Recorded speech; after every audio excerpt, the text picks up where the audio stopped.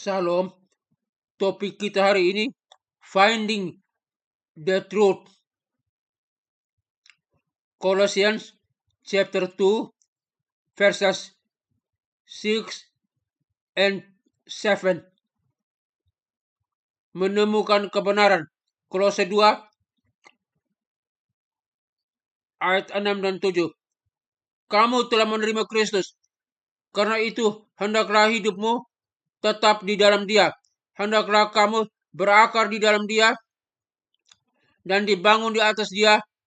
Hendaklah kamu bertambah teguh dalam iman. Kolose 2 ayat 6 dan 7. Kata kamu telah menerima Kristus, bahasa Yunani dalam penulisan ayat ini paralambano Kristus. Artinya, 1. Memanggil Kristus, 2. Memegang Kristus, 3. Membawa serta Kristus. Serta kata hendaklah hidupmu tetap di dalam Dia, Yunani-nya dalam penulisan ayat ini peripateo en auto.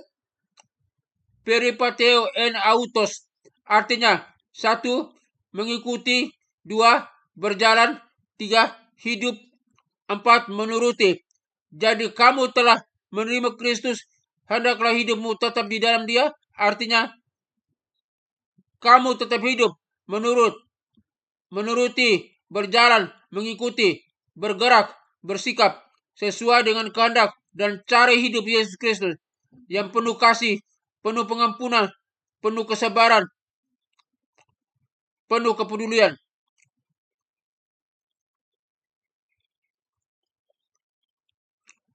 Sedangkan kata berakar di dalam Dia dan dibangun di atas Dia, bahasa Yunaninya riso en. Artinya berakar atau bertambah serta bertambah secara teguh, kokoh, kuat, dan hidup dalam kebenaran Kristus, atau hidup kita makin bertambah iman kepada Kristus dengan melakukan kehendak Yesus Kristus yang dinyatakan melalui firman Allah, kebenaran firman Allah yaitu Alkitab. Oleh karena itu perlu kita belajar kebenaran firman Allah melalui Alkitab ini.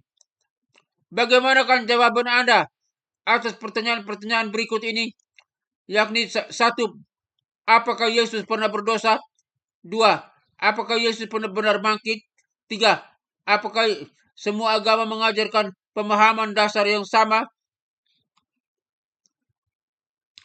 Menurut George Barna dan Mark Hartz dalam buku yang mereka tulis bersama yang berjudul Boiling Point, banyak orang yang menyebut diri orang Kristen kesulitan menjawab pertanyaan-pertanyaan di atas.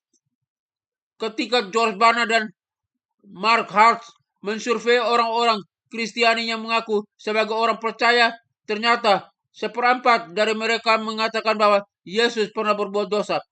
1/3 mengatakan bahwa Dia tidak bangkit dari kematian, dan 1/3 lagi menyatakan bahwa semua agama itu pada dasarnya sama.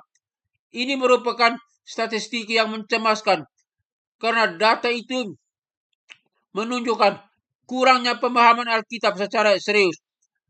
Jawaban atas ketiga pertanyaan di atas merupakan konsep yang dengan jelas dipaparkan dalam kitab suci dan menjadi dasar bagi kebenaran Injil. Oleh karena itu, apa yang dapat kita lakukan untuk memastikan bahwa kita bertambah teguh dalam iman? Kolose 2 ayat 7. Pertama yang harus kita lakukan, kita harus setia membaca dan mempelajari Alkitab. Harus pelajari Alkitab agar kita mengerti. Setia mempelajari Alkitab agar kita mengerti. Tinggalkan banyak buku-buku lain. Lebih banyak Alkitab supaya kita mengerti tentang jalan keselamatan dalam Kristus itu. Kedua, kita harus mencari bimbingan dari guru-guru yang saleh dan mencari sumber-sumber yang dapat diandalkan. Kita harus mencari bimbingan dari guru-guru yang saleh dan mencari sumber-sumber yang dapat diandalkan. Itu penting agar kita diarahkan secara benar, tidak salah dalam memahami kebenaran firman Allah. Ketiga, kita harus meminta Allah untuk memimpin kita kepada kebenaran dan menjauhkan kita dari kesalahan. Mohon pimpinan Allah melaluinya rohnya yang kudus supaya memimpin kita kepada kebenaran dan menjauhkan kita dari kesalahan.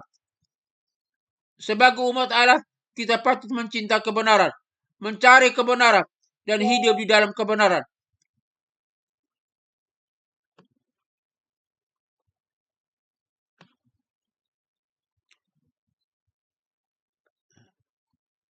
Kebenaran tidak ditentukan oleh berapa banyak orang yang mempercayai kebenaran itu.